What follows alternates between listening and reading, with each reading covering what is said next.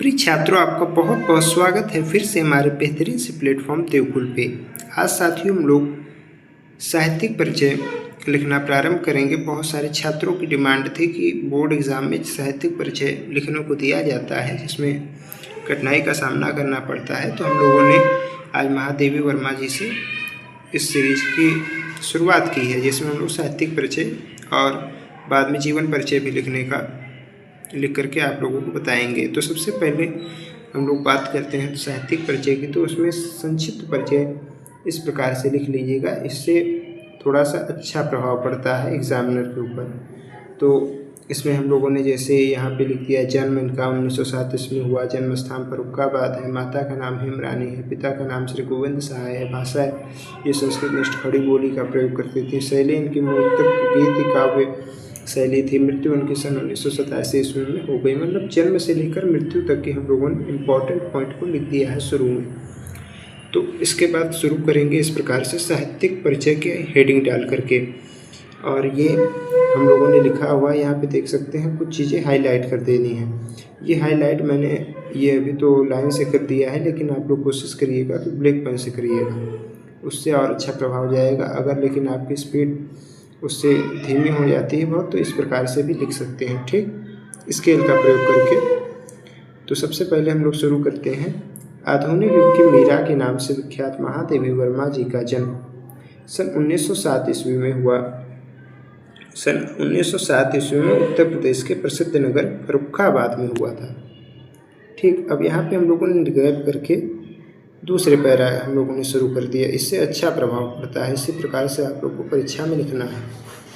फिर हम लोगों ने डिटेल इनके बारे में लिखा, अभी थोड़ा सा मतलब इनके जीवन के बारे में हम लोग लिख दे रहे हैं, इससे अच्छा प्रभाव जाएगा। तो इसमें फिर हम लोगों ने लिखा, 9 वर्ष की छोटी उम्र में विवाह स्वरूप नारायण वर्मा से हो गया। इन्हीं दिनों माता हेमरानी का निधन भी हो गया। किसी कारण से वैवाहिक जीवन असफल रहा। अध्ययन जारी रखा। वे बहुत समय तक प्रयाग महिला विद्यापीठ में प्रधानाचार्य के पद पर रही। अब ये हम लोगों ने जीवन परिचय थोड़ा सा इनका दे दिया है, इससे थोड़ा ठीक रहता है। अब हम लोग चलते हैं इनके साहित्यिक की ओर। अब देखिए मैंने फिर ये एक पैरा चेंज कर दिया, अब इनके साहित्यिक जीवन की ओर हम लोग बढ़ रहे हैं। तो इसकी शुरुआत हम लोग यहाँ से करते हैं दूसरे पैरा से। इनकी रचनाएं सर्वप्रथम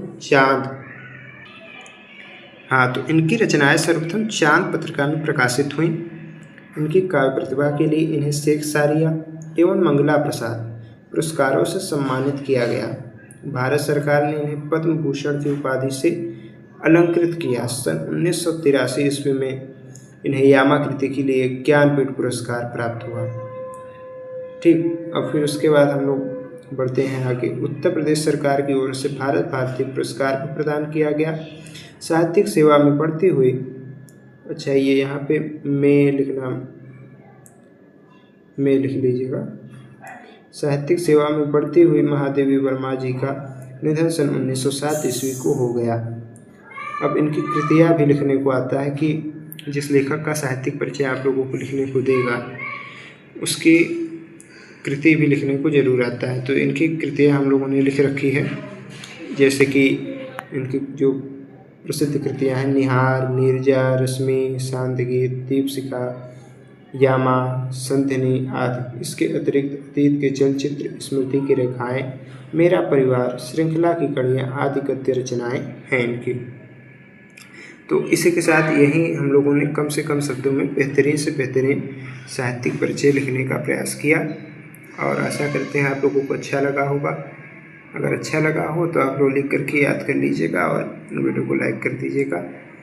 फिर अगर आप लोगों का साथ रहा तो अगली वीडियो में किसी और लेखक या फिर लेखिका का हम लोग साहित्यिक परिचय ले आकर के आपके सामने प्रस्तुत करेंगे। तब तक के लिए जय हिंद, जय भारत, धन्यवाद।